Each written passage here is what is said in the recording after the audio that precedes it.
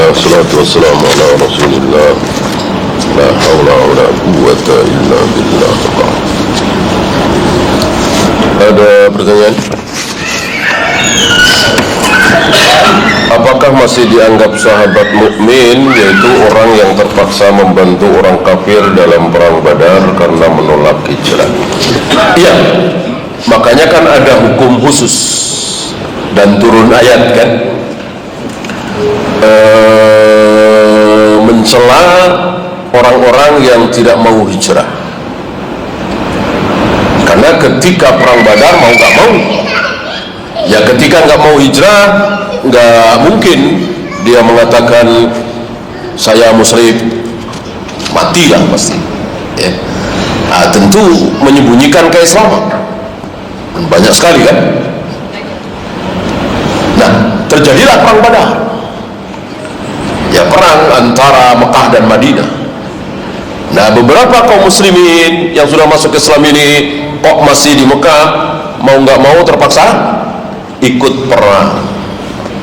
Perang di pihak siapa? Ya tentu di pihak Abu Jahal, Abu Lahab ya. Nah, maka muncul hukum khusus. Adapun muslim masih muslim, iya ya. Karena ya itu tadi, keterpaksaan.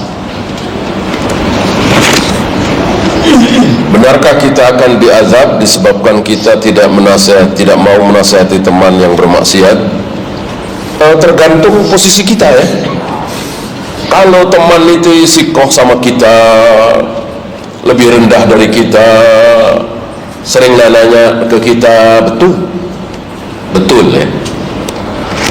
Tetapi sekedar teman, apalagi nggak sikoh sama kita, insya Allah tidak ya.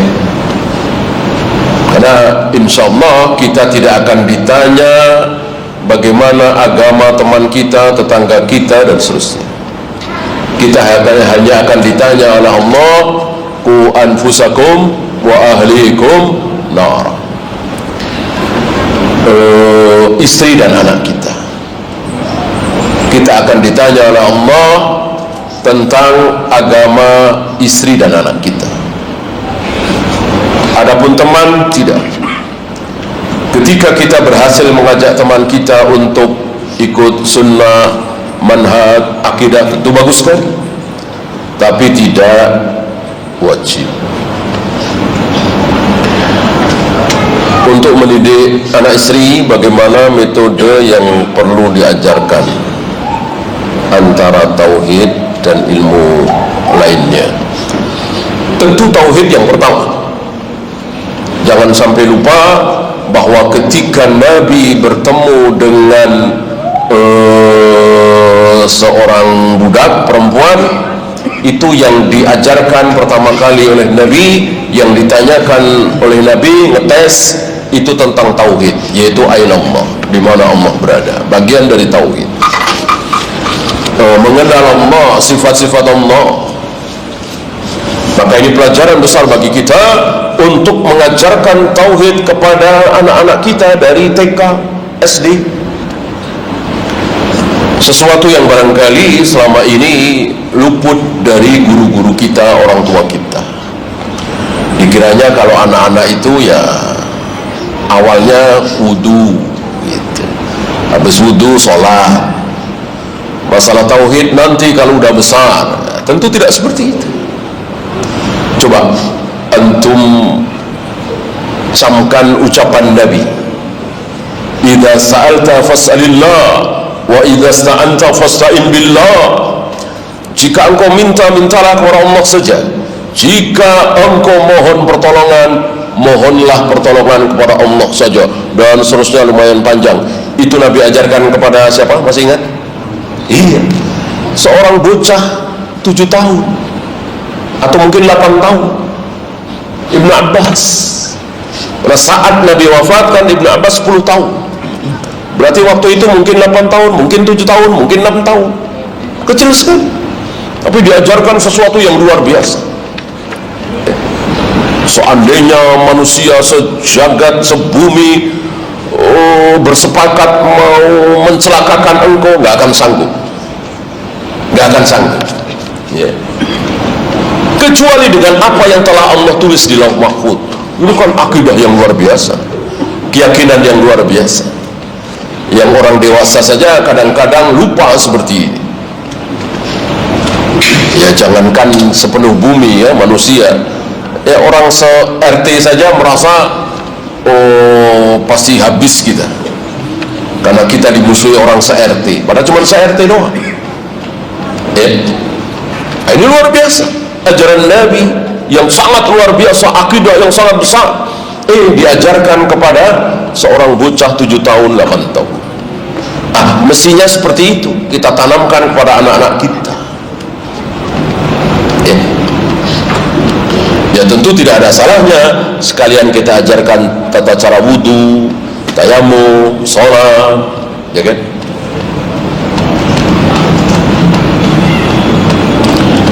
Apa yang dimaksud dengan usul fikih, usul hadis, usul tafsir? Jadi ilmu itu ada yang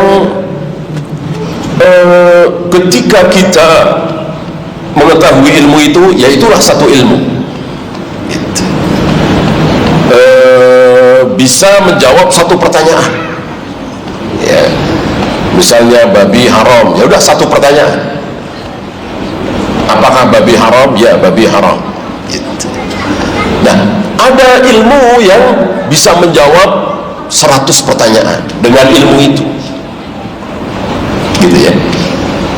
Ya nggak usah jauh-jauh, kullu bid'atin dalalah, kullu dalalatin finnar. Semua bid'ah adalah sesat, semua sesat tempatnya di neraka. Ini bisa menjawab ratusan bahkan ribuan pertanyaan. Apa hukum membaca sholawat nariyah? Jawabannya itu. Apa hukum sholat nisfu Sa'ban? Jawabannya itu. Apa hukum baca Al-Quran diakhiri dengan shadaqallahul azim? Jawabannya itu. Gitu kan? Itu yang dimaksud dengan usul pokok. Itu. Ini ada di fikih, ada di tafsir, ada di hadis. Itu. Nah, oleh karena itu alangkah baiknya kita mengetahui usul, mempelajari usul. Karena dengan mengetahui usul kita akan bisa menjawab ratusan pertanyaan. Ya, bukan sekedar furu saja. Rasulullah menghajar istrinya, bukan menghajar ya, menghajar. Menghajar itu bukan bahasa Indonesia. Jimra ya, menghajar bukan menghajar, nggak ada ayat. Apa bahasa kita menghajar? Ya memboikot, mendiamkan, nggak nyapa, nggak nyalamin, bahkan salam tidak dijawab gitu. Nah, itu menghajar ya. Selama sebulan sebabnya apa? Minta tambahan nafkah. Istri-istri beliau minta tambahan nafkah. Sepertinya tidak puas, merasa kurang dengan nafkah dari Nabi selama ini ya. Maka sebulan beliau tidak pulang ke istri-istri beliau. Beliau tinggal di sebuah bangunan selama 1 bulan. Lalu turun ayat untuk menawarkan kepada istri-istri beliau.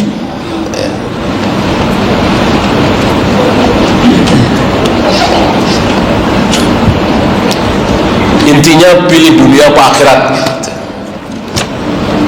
Dan ini luar biasa ya.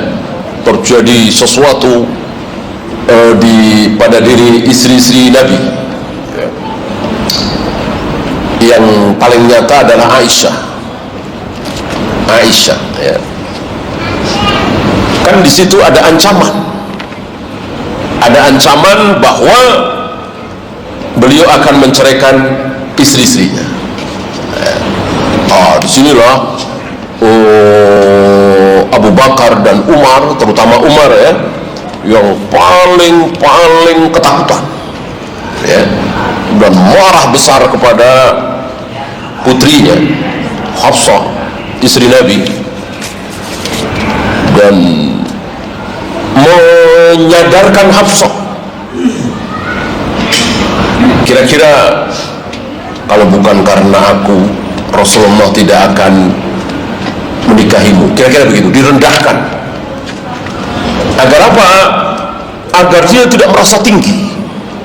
Karena salah satu penyakit seorang istri adalah ketika dia merasa tinggi. Saya bisa cari duit sendiri, saya bisa hidup sendiri, dicerai nggak masalah. Ini salah satu penyakit, dan tentu setan yang menghembuskan itu. Umar faham betul. Dari sini keluar hukum bahwa boleh orang tua itu merendahkan anaknya, boleh. Supaya apa? Supaya sadar. Dan memang tidak dipungkiri, beliau Rasulullah SAW menikahi Hafsah, menikahi Aisyah itu karena Abu Bakar dan Umar. Manusia yang paling dekat dengan beliau, manusia termulia di muka bumi setelah para nabi, para rasul, yaitu Abu Bakar dan Umar. Maka dengan itulah Nabi menikahi Hafsah, menikahi Aisyah. Kira-kira seperti itu. Wallahu a'lam. Ya, itu saja. Subhanakallahumma bihamdika asyhadu an la ilaha illa anta astaghfiruka wa atubu ilaik. Assalamualaikum warahmatullahi wabarakatuh.